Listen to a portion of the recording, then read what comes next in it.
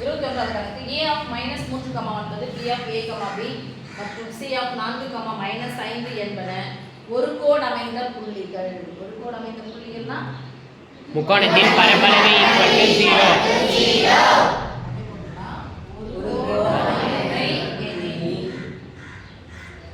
படிக்கிறோம்னா அதுக்குரிய இது வந்து எழுதிக்கலாம். ஒரு கோடு அமைந்தவை எனில். ஒரு கோடு அமைந்தவை எனில் முக்கோணத்தின் பரப்பளவு = 0. ஏன்னா ஒரே கோட்ல இருந்தா அது முக்கோணத்தையே உருவாக்காது. அப்ப முக்கோணத்தையே உருவாக்கணும்னா பரப்பு எழுதி வராதுல்ல. ஒரு கோடு அமைந்தன ஒரு வார்த்தை வந்தாவே முக்கோணத்தின் பரப்பளவு = 0. இன்னொன்னு ஒண்ணு இருக்கு. எதுன்னா சாய்வுகள் சமமா இருக்கும். ஏன்னா ஒரே கோட்ல தான் இருக்குன்னா சாய்வுகள் இருக்கும் சமமா இருக்கும். கொஞ்சம் அதிகமா இருக்கறனால விட்டுதான். இப்போ ஒரு கோடு அமைந்தவை எனில் முக்கோணத்தின் பரப்பளவு = 0 மற்றும் அதுன்னு ஒரு வார்த்தை இருக்கு. மற்றும் a + b = 1.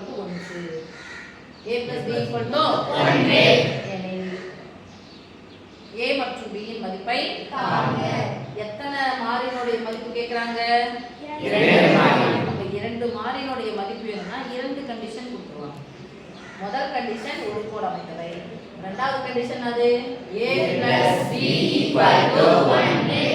ரெண்டு கண்டிஷன். ரெண்டு மாறி கண்டுபிடிக்கணும். ரெண்டு கண்டிஷன். ஒரே மாறி கண்டுபிடிக்கணும்னா ஒரு கண்டிஷன் மட்டும் தான் கொடுப்பாங்க. சரியா சாமி? இப்போ போலாம். இப்போ a வையும் b யும் கூட்டினா ஒரு மதிப்பு 1. அது இது அப்புறம் போலாம். ஃபர்ஸ்ட் முக்கோணத்தின் பரப்பளவு ஃபார்முலா எடுக்கலாம். முக்கோணத்தின் பரப்பளவு அல்லது நாற்கரத்தின் பரப்பளவு போட்டா என்ன கொடுக்கும் சாமி? 1/2 முக்கோணத்தின் பரப்பளவுனா 3 புள்ளிகள். ஒரே ஒரு புள்ளி இருந்துச்சுனா x y ன்னு சொல்றோம். 3 புள்ளிகள் இருக்கு. அப்ப என்ன சொல்ல போறோம்? x1 y1 x2 y2 x3 y3 போலாமா? x1 y1 x2 y2 x3 y3 x1 y1 அங்க என்ன பண்ணனும்? 3 புள்ளி எழுதியாச்சு. மறுபடியும் முதல் புள்ளி எடுத்து x1 y1 சதுர அலகுகள் = 0. ஓகே மாமே? இப்போ என்னன்னா 0 சதுர அலகுன்னு வரும். இந்த சதுர அலகுனா அந்த சதுர அலகுனா இடம் கேன்சல். இப்போ பாருங்க இந்த 1/2 க்கு இதுக்கு நடுவுல என்ன குறி? பெருக்கலா இருக்கிற 1/2 அந்த பக்கம் போச்சுனா வகுத்தலாம். அப்ப 0/anything = 0. ஓகே? புள்ளி மட்டும் நம்ம அப்ளை பண்ணிடலாமா? Yes miss. முதல் புள்ளி -3 9 a b 4 -5 -3 9 இது பெருக்கலா இருக்கிற 1/2 அந்த பக்கம் போனா வகுத்தலாமா இருக்குது. அப்ப 0/anything = 0. என்ன பண்ண சாமி? மேல இருந்து கீழே எழுதணும். பெருக்கலாமா? Yes miss. -3 × b -3b மொத்தப்பட மைனஸ் a × 5 5a எப்பவுமே கெழுவ முன்னாடி போகும். நம்பரை முன்னாடி போகும். நம்பரை முன்னாடி போகும். ஒருவேளை விகிதமுறு எண் வந்துச்சு, விகிதமுறா எண் இது மாதிரி வந்துச்சுனா அதை எங்க போடணும்? பின்னாடி போடணும். சில சமயங்கள்ல a இப்படி போடுவாங்க. சில சமயங்கள்ல √3 × a இப்படி போடுவாங்க.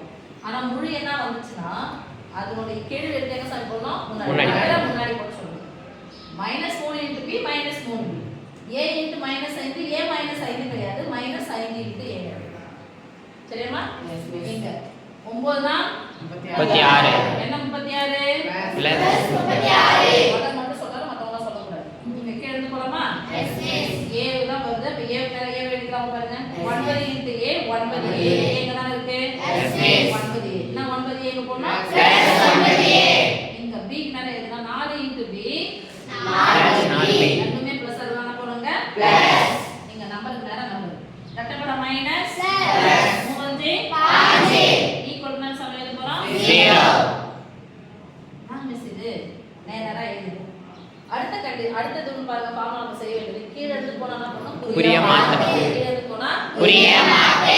கீழ இருக்கிற குறிய மாத்தணும். பிளஸ் இருந்தா மைனஸ் பிளஸ் இருந்தா மைனஸ் பிளஸ் இருந்தா மைனஸ் ரெண்டுமே மைனஸ் தான் வரும். மைனஸ் 3b 4b சேர்த்தா 7b ரெண்டுமே மைனஸ் மைனஸ் 9a 5a கூட்டினா 14a ஒரு பிளஸ் ஒரு மைனஸ் வந்தா கழிக்கணும். என்னுடைய குறி பிளஸ் 6 ல 5 நீங்கனா 1 3 வந்து 1 நீங்கனா 2 என்ன சாமி இருக்கு? = 0. நடுவுல பிளஸோ மைனஸோ இருந்துச்சு அப்படினு சொன்னா எதை பார்க்கணும்? பொதுவான என்னத்துக்கு பின்னாடி 0. பொதுவான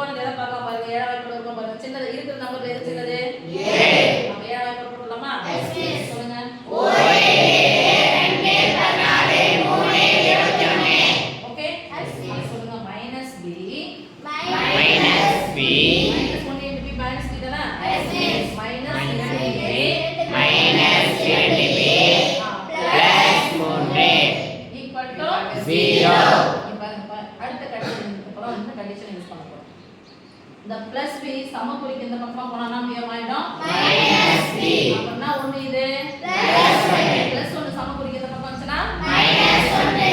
இருக்கிற நம்பர் ஃபர்ஸ்ட் எழுதுங்க a minus 1 equal to minus b. அப்ப மைனஸ் b க்கு பதிலா என்ன எழுத போறோம் பாருங்க a மைனஸ் 1. ஓகேவா குறிய மாத்தறதுனா அர்த்தம் நான் என்ன எடுத்துக்கறேன் மைனஸ் b தான் எடுத்துக்கறேன் Yes, miss. அப்படியே வெச்சு ஓகே நான் மாத்திட்டேன் minus 2 a plus 3 equal to 0. இப்ப நடுவுல பிளஸ் ஓ மைனஸ்ல வரும்போது ஒத்த உறுப்புல எதனா இருக்கா பாருங்க ஒன்னு சேர்த்தா ஒரு எத்தனை a இருக்குங்க ஒரு a. என்ன ஒரு a பிளஸ் ஒரு a. ஏன் பாருங்க நம்பர் போட்டாச்சு இப்போதான் கூட்டலா கழித்தலா பார்க்க போறோம் இங்க பிளஸ் இங்க மைனஸ். இங்க பிளஸ் இங்க மைனஸ். ஒரு மைனஸ் வந்தா என்ன பண்ணனும் கழிக்கணும். 2a வந்து ஒரு a போனா மீதி மைனஸ் ஒரு a.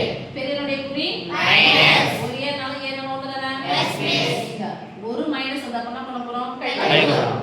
3ல இருந்து 1 கழிச்சா பிளஸ் 2. பெரியனுடைய குறி பிளஸ் ஈக்குவல் டு 0. a னுடைய மதிப்பு எனக்கு எதல வேணும் பிளஸ் என்ன இருக்கு மைனஸ். அந்த பக்கம் எடுத்து போயிடும் மைனஸ் a சம குறிக்கு அந்த பக்கமா போனா பிளஸ் a. முன்னாடி குறி போனா பிளஸ் தான் அர்த்தம் Yes, miss. என்ன இருக்கு 2. ஓகேவா Yes, miss. பாக்ஸ் போட்டாச்சுன்னா கண்டுபிடிச்சா அர்த்தம் மதிப்பு எனில் எனில். இந்த கண்டிஷனை போய் அப்ளை பண்ணலாமா Yes, miss. a க்கு பதிலா 1 போட்டா இது கிடைச்சிரும் b இல்ல இங்க போடுங்க a க்கு பதிலா என்ன பண்ணோம் a b a உடைய மதிப்பு என்னது 2. Plus b equal to 1. யாருடைய மதிப்பு தேவை B மதிப்பு. A உடைய மதிப்பு எதுல இருக்கணும் Plus. இங்க வச்சுக்கலாம் இதுக்கு முன்னாடி என்ன இருக்கு Plus. பிளஸ் 2 சம குறிக்கு அந்த பக்கம் போனா மைனஸ் 2. ஒரு மைனஸ் வந்தா என்ன பண்ணணும் கழிக்கணும். அதுல அது 1 கழிச்சா 1. என்னுடைய குறி மைனஸ். இங்க b உடைய மதிப்பு b மைனஸ் 1. இதுக்கு ஒரு மார்க் இதுக்கு ஒரு மார்க் ஆனா ரொம்ப முக்கியம் இதை எழுதிட்டு எழுதணும் மிஸ் 5 மார்க்ல கேட்ட வேண்டிய கேள்வி 2 மார்க்ல கேட்டுருவாங்கன்னா அப்படிதான் சில சமயத்துல கேட்பாங்க ஓகே